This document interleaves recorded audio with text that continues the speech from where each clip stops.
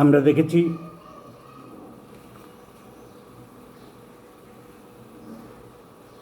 অ্যাঙ্কাইলোস্টোমা ডিওডিনালি, যার নাম হচ্ছে হুকওয়ার্ম। হুকের মতন দাঁত থাকে, সেই দাঁত দিয়ে কেটে কেটে কুটকুট করে কামড় দিয়ে দিয়ে শরীরের ইন্টেস্টিন থেকে রক্ত চুষে খায়, তাকে বলছি আমরা হুকওয়ার্ম। আমরা জেনেছি হুকওয়ার্মের বৈশিষ্ট্য হলো যে রক্ত খায় বলে এনিমিয়া তৈরি করে। প্রতিটা কৃমির মেন সিমটম হলো পেটে ব্যথা, অসহ্য ব্যথা না, কিন্তু মাঝে মধ্যে ভেগ অ্যাবডোমিনাল পেইন, পেটের মধ্যে অস্বস্তি ভাব, পেট ফুলে যাচ্ছে, গ্যাস হচ্ছে, গ্যাসের মতন ভাব হচ্ছে, পাতলা পায়খানা বা আমযুক্ত পায়খানা হচ্ছে, ওয়েট কমে যাচ্ছে,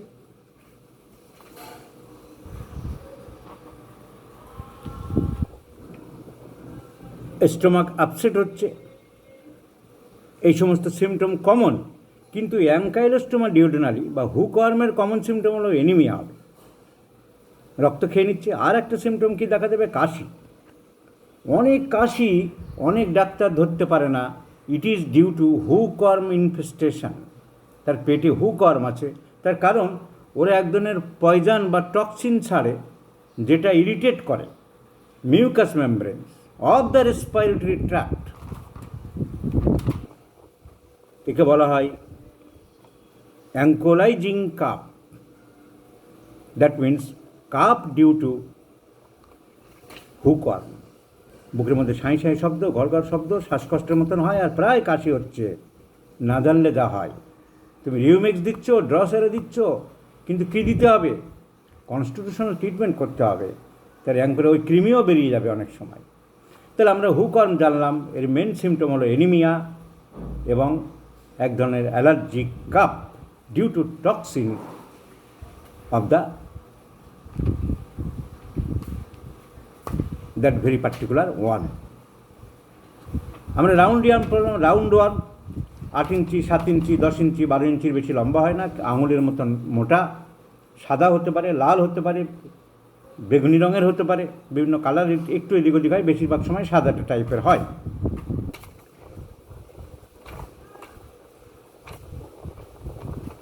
সিমটম একই, কিন্তু ওর একটি special symptom, it May blockage the intestine. বেশি মোটা হয়ে গেলে ইন্টেস্টিনকে আটকে দিতে পারে, খাবার দাবার আর নামছে না। ইন্টেস্টিনাল অবস্ট্রাকশনের যে সিমটম, স্টুল বন্ধ হয়ে গেছে, অসহ্য পেট ব্যথা আরম্ভ হয়ে গেছে, সেই সব হতে পারে। আর একটা সিমটম কি? Very dangerous. এই কৃমি ভেরি ডেঞ্জারাস। কেন? ইট মাইগ্রেটস, ইট ট্রাভেলস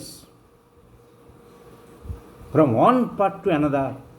এক জায়গা থেকে আরেক জায়গায় টুকটুক টুকটুক করে, দেখতে পায় না, চোখ নেই কোনো কৃমির, কিন্তু যাতায়াত করে।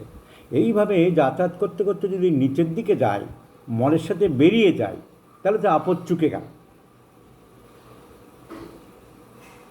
প্রত্যেকটা দেশের এক এক সময় এক এক গভর্নমেন্ট কারোর পছন্দ হয় না, তারা লোকে যদি মনে করে ক্ষতি করছে, দেশ সর্বনাশ করে দিচ্ছে, নষ্ট করে দিচ্ছে, কিছু বলতে পারে না প্রশাসনে থাকার জন্যে। যদি জনগণের চাপে হেরে বা অভ্যুত্থানে কোনোভাবে যদি বিদায় হয়, লোকে বলে আপদ বিদায় হলো বাবা, বাঁচলাম বাবা। সব শেষ করে দিচ্ছিল সংস্কৃতি, সভ্যতা, অর্থনীতি।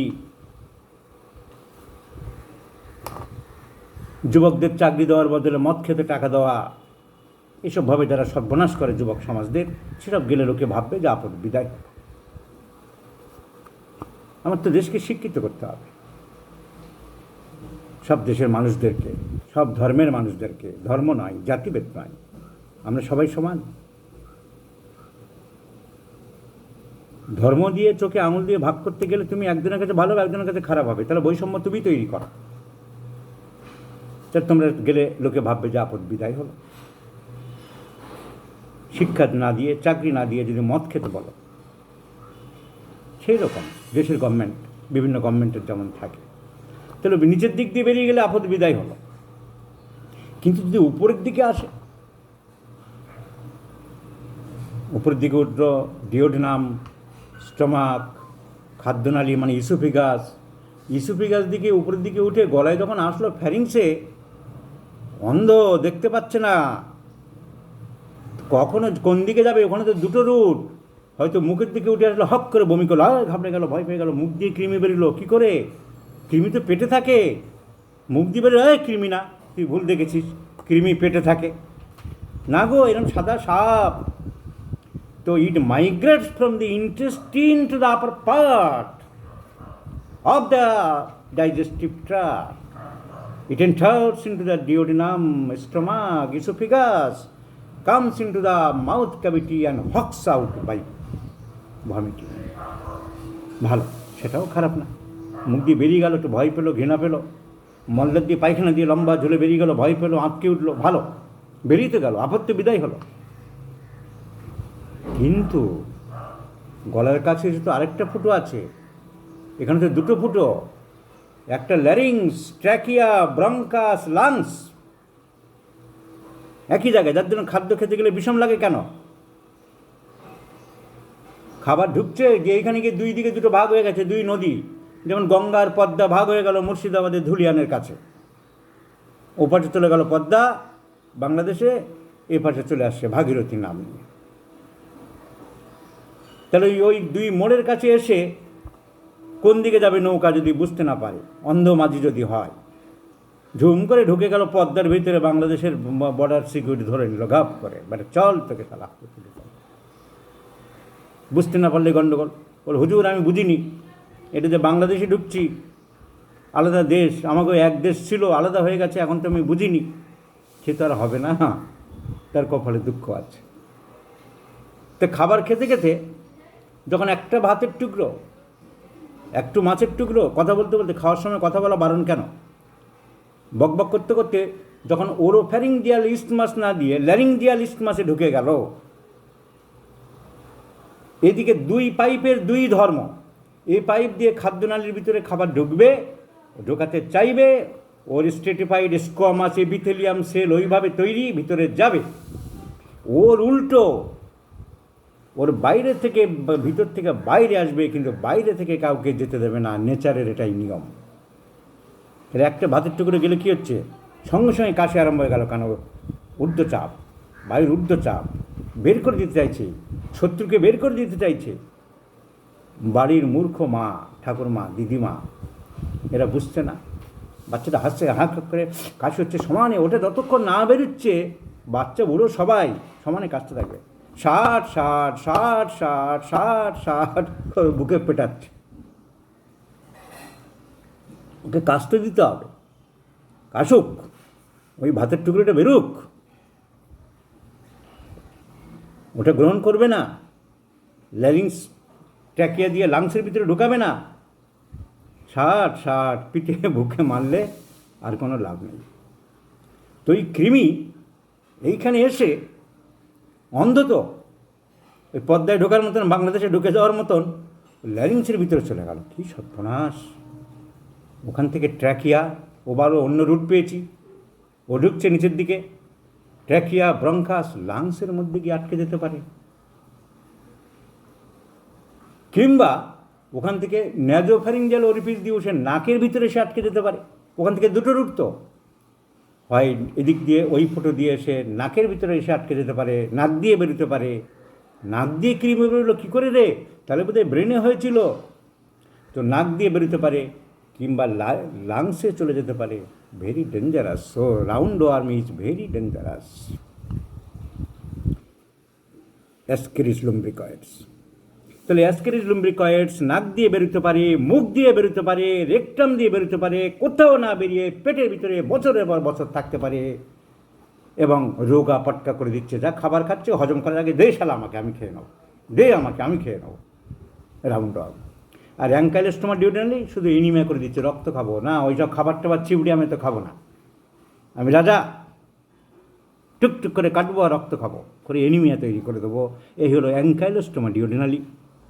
আর থ্রেড ওয়ান, মেলগুলো পেটের মধ্যে বসে থাকে, ফিমেলগুলো ডিম পাড়তে এসে গিয়ে বেচারা কিছু শহীদ হয়ে যায়, হাত দিয়ে চুলকাতে চুলকাতে 2-4টে মরে যায়, শহীদ। এদের শহীদ বেদি বানানোর কোনো লোকটোক নেই। আমাদের যেমন রাজনীতিতে শহীদ বেদি বানানোর খুব লোক পাওয়া যায়, কথায় কথায় শহীদ বানানো। নিজের বাপের জমিতে তো নয়, পরের জমিতে বানাতে কার না ভালো লাগে, পরের টাকায়।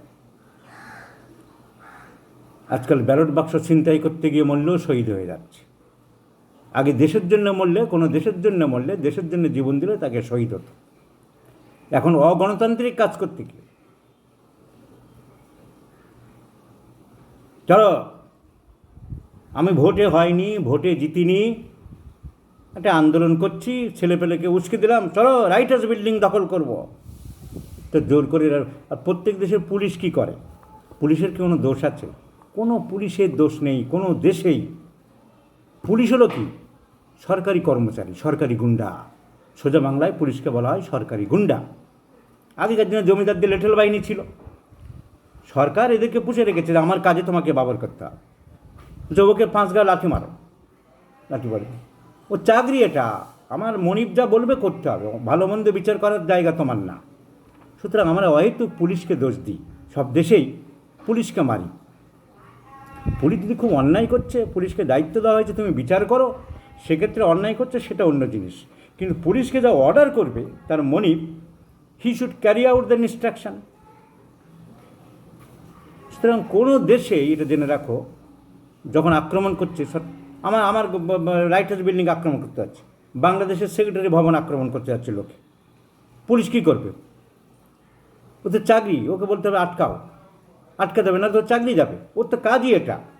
কে কী যেন তাকে ধরে মারছে, তাকে ধরে খুন করছে, পেটাচ্ছে, কত অমানবিক লোকের কাজ এগুলো। ও তো ডিউটি ওটা, ওকে ও সিনিয়রকে কৈফিয়ত দিতে হবে, সেই সিনিয়রকে তার সিনিয়রকে কৈফিয়ত দিতে হবে। এগুলো বোঝে না লোকে। কতগুলো জিনিস না বোঝার জন্যই খুব গণ্ডগোল। তো যার কাজ সে করে। তো কী প্রসঙ্গের জন্য বলছিলাম, টেপ রাউন্ড ওয়ান, ওর কাজ হলো ওই কামড়ে কামড়ে খাওয়া। আর ওই এটা শহীদ বলছিলাম, ওই বলতে গিয়ে ওই ফিতে কৃমি, এই পিন ওয়ার্ম, কিছু মরে যাচ্ছে, চুলকাচ্ছে, ফলে রেকটামে কী হচ্ছে, ওই অ্যানাসের ওখানে ঘা হয়ে যায়, চুলকায়, ছড়ে যায়। তার ওদের প্যাথোলজি খুব বেশি হলে itching in the anus and soreness in the anus. Round ওয়ার্মের কী হতে পারে? চেহারা খারাপ হচ্ছে, খাচ্ছে এবং মাইগ্রেটিং করে অন্য রোগের সৃষ্টি করতে পারে। আর এই কৃমিগুলো কী করছে? হুকওয়ার্ম, রক্ত খাচ্ছে, এনিমিয়া করতে পারে। এখন বলবো টেপওয়ার্ম বা ফিতে কৃমি। এর আরেক নাম হচ্ছে ফ্ল্যাট ওয়ার্ম। চওড়া, একটু চ্যাপ্টা হয়। এরা হলো আরেক ধরনের কৃমি, যারা গায়ে বেশি মোটা হয় না, ফিতে টাইপের, মাথায় যে ফিতে বাঁধবে এরা ফিতে টাইপের হয় এবং অনেক বড় হতে পারে লম্বায়, 3 মিটার, 4 মিটার, 5 মিটার, 6 মিটার, এমনকি যেগুলো বিফ থেকে হয়, শূকরের মাংস থেকে, সেগুলো 10 মিটার পর্যন্ত লম্বা হতে পারে। গরুর মাংস থেকে যেগুলো হয়, বিফ থেকে হয়, সেগুলো অনেক বড়, 10 মিটার পর্যন্ত লম্বা হতে পারে। এই কৃমির বিশেষত্ব আছে। এদের যে মাথা,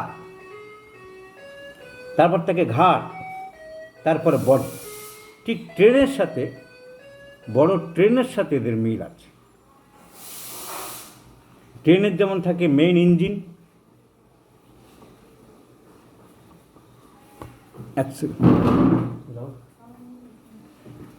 ট্রেনের যেমন থাকে মেন ইঞ্জিন,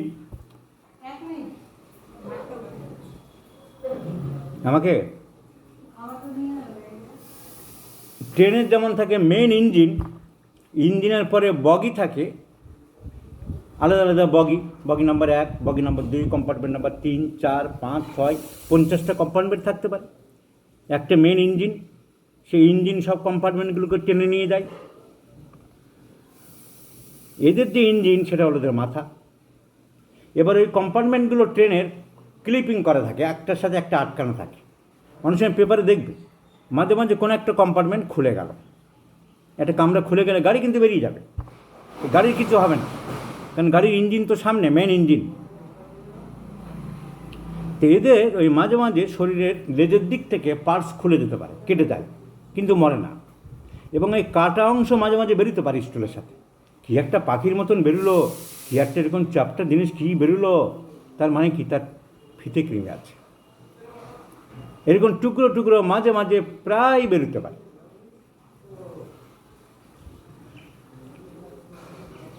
আর মাথা মেন যেটা, এর নাম আছে স্কলেক্স, বডি, হেড, এইগুলো, সেগুলো আমি ডিটেলসে এখন যাব না, পরে যদি, এখন আর লাগবে না। এখন প্র্যাকটিশনারদের জন্য যেটুকু দরকার সেটুকু পড়াচ্ছি।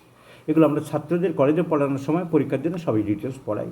এদিকে কত ডায়ামিটার, ওদিকে কত ডায়ামিটার, এর মাথাকে কী বলে, গলাকে কী বলে, কোনটা স্কলেক্স, কোনটা হেড, এসব যাচ্ছে না। এখন একটা বেসিক নলেজ দিতে হবে, সেটা দিচ্ছি।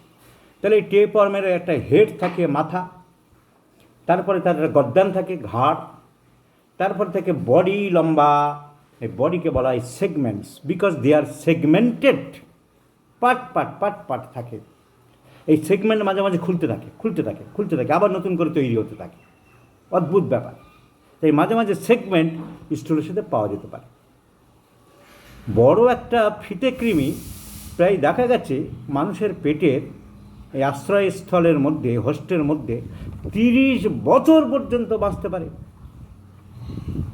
পৃথিবীতে ভূমিকম্প হচ্ছে, জলোচ্ছ্বাস হচ্ছে, ওই মানুষটার টিবি হচ্ছে, অনেক রোগ হচ্ছে, কিন্তু ও দিব্যি বল তবি আছে, বেঁচে থাকে।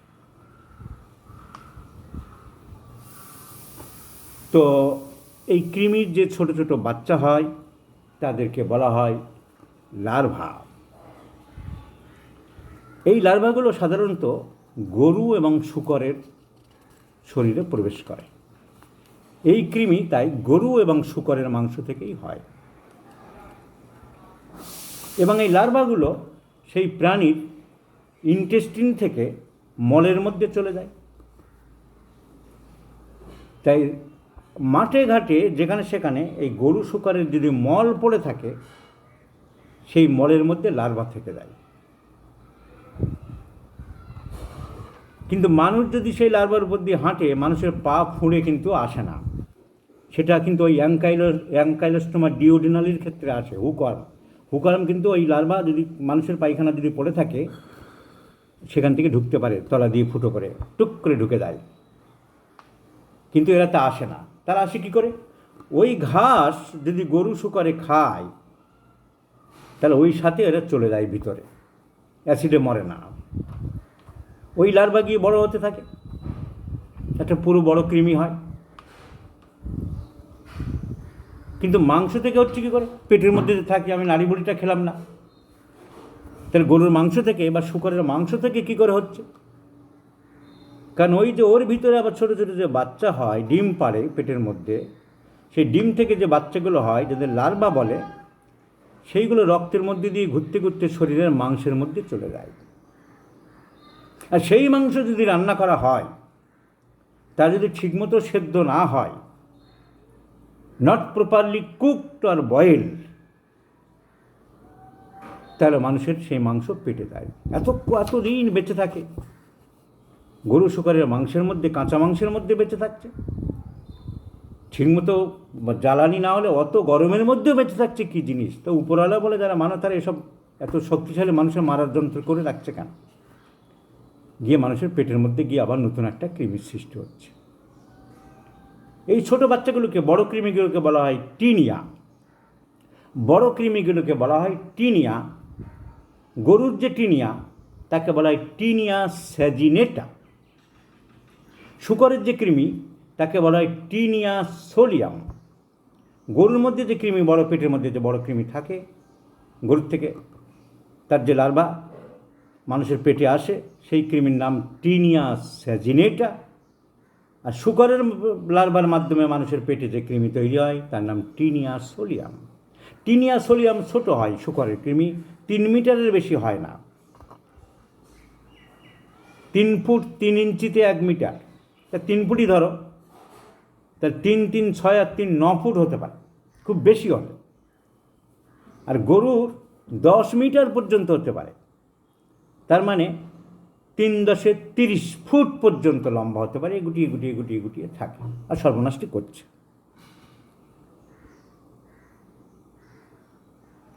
এদের যে বাচ্চাগুলো হয় সেগুলোকে বলা হয় যে লার্ভাগুলো সিস্টিসার্কাস। লার্ভাগুলোর নাম হচ্ছে সিস্টিসার্কাস। তো গরুর বাচ্চাগুলোর যে টিনিয়া স্যাজিনেটার যে লার্ভা, তার নাম সিস্টিসার্কাস স্যাজিনেটা, আর শূকরের নাম হচ্ছে সিস্টিসার্কাস সোলিয়াম। ছোটো ছোটো যে লার্ভাগুলো মাংসের মধ্যে থাকে।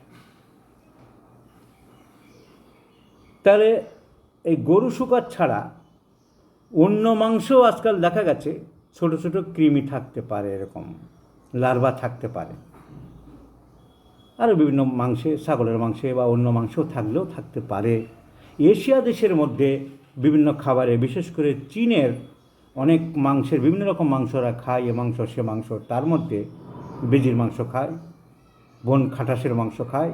তাদের মধ্যে এক ধরনের কৃমি থাকে, সেই কৃমির নাম আজকাল দেওয়া হচ্ছে টিনিয়া এশিয়াটিকা। কুকুরের মাংসের মধ্যে এক ধরনের কৃমি থাকে, তার নাম টিনিয়া ইকাইনোকক্কাস।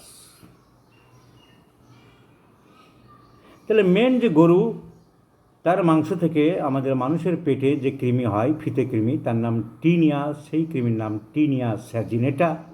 শূকরের মাংস থেকে যেগুলো হয় টিনিয়া সোলিয়াম।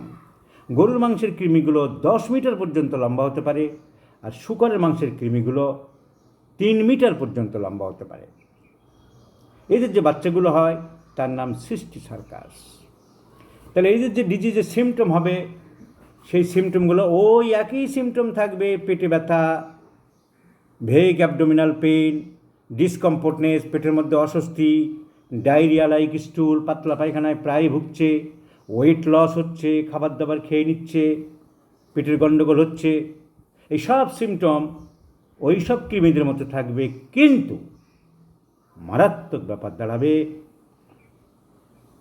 গরুর কৃমি থেকে মাঝে মাঝে কৃমিগুলো ব্রেনে চলে যেতে পারে এবং সিজার, কনভালশন হতে পারে। অপটিক নার্ভের উপর ড্যামেজ করে চোখ ড্যামেজ করতে পারে, চোখের ক্ষতি করতে পারে।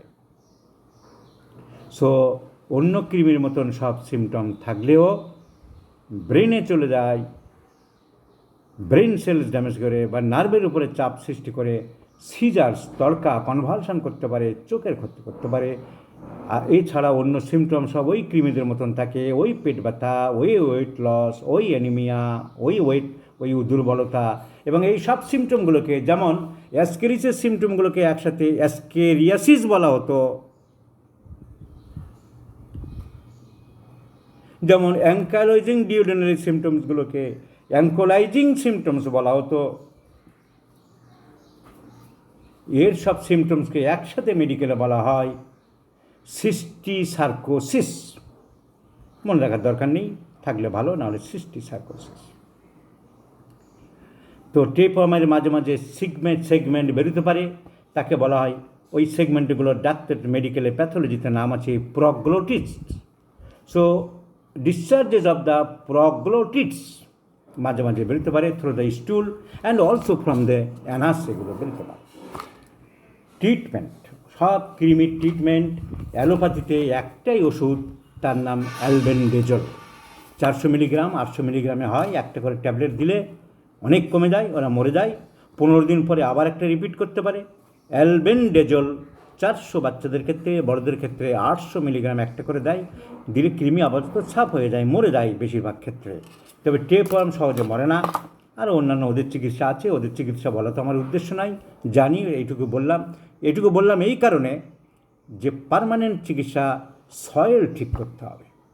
এখানকার মাটিতে যেমন কমলালেবু ভালো হবে না, দার্জিলিংয়ের মাটি, পাহাড়ি মাটি ছাড়া, ওই পাহাড়ি মাটি এনে ওই সয়েল ছাড়া যেমন হবে না, সয়েল ঠিক করতে হবে এখানকার। Not only soil plus weather ঠিক করতে হবে, ওয়েদার লাগবে, তবে এখানে কমলালেবু হবে। তেমনি শরীরের soil, body, immunity, susceptibility, condition of the body ঠিক না করলে এই কৃমি তুমি যতই চিকিৎসা করো, ওই অ্যালবেন্ডেজল দিয়ে মারো, মরবে না। তার জন্য হোমিওপ্যাথি চিকিৎসা কি? ফিক্সড কোনো ওষুধ নেই, সিমটোম্যাটিক কনস্টিটিউশনাল ট্রিটমেন্ট করতে হবে। রাগী বাচ্চা, কিছু ওষুধ বেশিরভাগ ক্ষেত্রে আসে, দেখা গেছে সিমটম মিলিয়ে। সিনা, অ্যাসকেরিসের ক্ষেত্রে ভালো ওষুধ। সিমটম চাই, চোখের নিচে কালি পড়ে যাচ্ছে, বাচ্চার নাক খোঁটে, রাত্রে দাঁত কড়বার করে, রাত্রে বিছানায় প্রস্রাব করে, all the irritation of the nervous system. রাগ খুব বেশি, খাই খাই ভাব, কিন্তু বেশি খেতে পারে না, টাং ক্লিন, এইসব সিমটম থাকলে আমরা সিনা দিতে পারি। চোখের দৃষ্টিশক্তির অসুবিধা হয়, দেখতে পাচ্ছে না, কালার ভিশন অসুবিধা হয়, এরকম সিমটম থাকলে আমরা স্যান্টোনাইন দিতে পারি। খুব চুলকায় মলদার, মলদারটা দেখলে বাচ্চা লাল মতো দেখছি, পায়ে চর্মরোগ হয়েছিল, মলম লাগিয়েছে, চান করতে গেলে খুব আপত্তি, গোসল করতে গেলে মিষ্টি খেতে চাই, সালফার দিতে পারি। লবণ খায়, ঘাড় লম্বা, রোগা পাটকা, রাগ বেশি, সান্ত্বনা দিলে বাড়ে, কান্নাকাটি করে, লোকজনের সামনে প্রস্রাব করতে চায় না, ন্যাট্রামিউ দিতে পারি। সো সিমটোম্যাটিক ট্রিটমেন্ট আমাদের মেন মটো। আর কেন্টের রেপার্টরির 634 নম্বর পাতা থেকে মেন কতগুলো ওষুধ ক্লিনিক্যালি দেখা গেছে, বিভিন্ন ডাক্তারদের থেকে কেন্ট কালেকশন করেছে, দেখেছে এইসব ওষুধগুলো বেশি কাজ করে। ওই সিনা, স্পাইডেলিয়া, সালফার, ক্যালকেরিয়াকার, এইসব ওষুধ আছে। টেপ ওয়ার্ম মারার জন্যে বরিকের মেটিমেডিকায় ফিলিক্স মাস বলে একটা ওষুধ আছে। আমি একবার একটা নন বেঙ্গলি মহামেডান পেশেন্টকে তার ফিতে কৃমি ওই ফিলিক্স মাস মাদার টিংচার দিতে বলেছে, অনেকটা করে, হাফ ড্রাম ডোজে দিয়ে তাকে কৃমি বের করতে সক্ষম হয়েছিলাম। ফিলিক্স মাস, FILIXMAS মাস। So these are the chapter 1। Clinically ডাক্তারদের জন্য যেটুকু দরকার সেটুকু বললাম। যখন ছাত্রদের পড়াতাম, কলেজের ক্লাসের জন্য আরও ডিটেলস লাগে আমাদের এখানকার কোর্সের জন্য, সেই পড়ানো এখানে পড়ালাম না। প্র্যাকটিক্যালি শুধু বললাম যে গুঁড়ো কৃমি, ছোটো কৃমি, তার নাম পিন ওয়ার্ম বা থ্রেড ওয়ার্ম, তারা ইন্টেস্টিনের মধ্যে থাকে, মেলগুলো ওখানে বসে থাকে, ফিমেলগুলো ডিম পাড়ার জন্য সন্ধ্যের দিকে বাইরে আসে, তাই সন্ধ্যের দিকে চুলকায়, রেকটামে ঘা হতে পারে। আর বললাম অ্যাসকেরিস লুম্ব্রিকয়েডস, যেগুলো একটু লম্বাটে হয়, 4 ইঞ্চি, 5 ইঞ্চি, 6 ইঞ্চি, সাদা বা কালো বা কালোটে বা বেগুনি রঙের, মেটে রঙের, চুপচাপ বসে থাকে, খাবার হজম করার আগে, আমাদের শরীর সিস্টেম নেওয়ার আগেই নিজে কুটকুট করে খেতে থাকে, কিন্তু ভেরি ডেঞ্জারাস। ওরা ঘোরাঘুরি করতে গিয়ে মলদার দিয়ে বেরোতে পারে, নাকে চলে আসতে পারে, নাক আটকে দিতে পারে, মৃত্যু হতে পারে। কৃমির জন্য মৃত্যুও হয়েছে। শ্বাস নাইলে অবস্ট্রাকশন করতে পারে, মুখের এখানটায় এসে গিয়ে আবার যখন নামতে গেছে, মোটা ছিল, বড়, আটকে গেছে, ইভেন ডেথ মে অকার। অ্যাঙ্কাইলোজোমা ডিউওডেনালি যে হুক অন, টুকটুক করে রক্ত খায়, এনিমিয়া করে এবং এক ধরনের কাশি তৈরি করতে পারে। আর ফিতে কৃমি, মাংস ভালো করে ফুটিয়ে খেতে হবে, গরু এবং শূকরের মাংস। আমাদের এদেশে শূকরের মাংস খ্রিস্টানরা খায়, গরুর মাংস মুসলিমরা খায়। তো মাংস ফুটে, এবং যেসব ফার্মের ভিতরে গরু চাষ হয় বা শূকর চাষ হয়, আমাদের হরিণঘাটা ফার্মে শূকর চাষ হয়, ফার্মের গরু শূকরের মধ্যে হওয়ার সম্ভাবনা কম। গরুর মাংস খেলেই হবে এমন কোনো কথা নেই। অনেকে ধারণা গরুর মাংস খেলেই হবে, শূকরের মাংস খেলে হবে না। যেগুলো আনহাইজিনিক, মাঠে ঘোরাঘুরি করে, সেই সব গ্রামের লোকগুলো হাইজিন মেনটেন করে না, যেখানে সেখানে স্টুল পাস করে সারা গরু, সেখানে সম্ভাবনা বেশি। 1 নম্বর। 2 নম্বর, সেই মাংস যদি ভালো করে ফুটানো হয় 1 ঘন্টা 2 ঘন্টা, তাহলে রোগ হওয়ার সম্ভাবনা কম। কিন্তু ফার্মের গরু শূকর ছাগল যেখানে হাইজিন মেনটেন করে করা হয়, সেখানে হওয়ার সম্ভাবনা থাকে না। যদি হয়, তার সিমটম ওই মাঝে মাঝে টুকরো টুকরো বেরোবে, পেটে ব্যথা থাকবে, আর ডায়রিয়া ভাব থাকবে, হজম হবে না, গণ্ডগোল হবে। আর বেশি বাড়াবাড়ি অনেক দিন কৃমি থাকলে তার কনভালশন হতে পারে, তর্কা হতে পারে, চোখের সিমটমস হতে পারে। With this I have concluded the chapter 1। আগামী রবিবার সকালে যারা, শুধুমাত্র তারাই লিঙ্ক পাবে যারা এই 1 সপ্তাহের মধ্যে 3 মাসের ফিস ক্লিয়ার করবে। 600 টাকা পেড করে। বাংলাদেশের নাম্বার দেওয়া আছে, আমার এখানকার নাম্বার দেওয়া আছে। আমাকে হোয়াটসঅ্যাপে খালি লিখতে হবে, sir fees paid for allied subjects. Have a good day. সবাই ভালো থাকুন।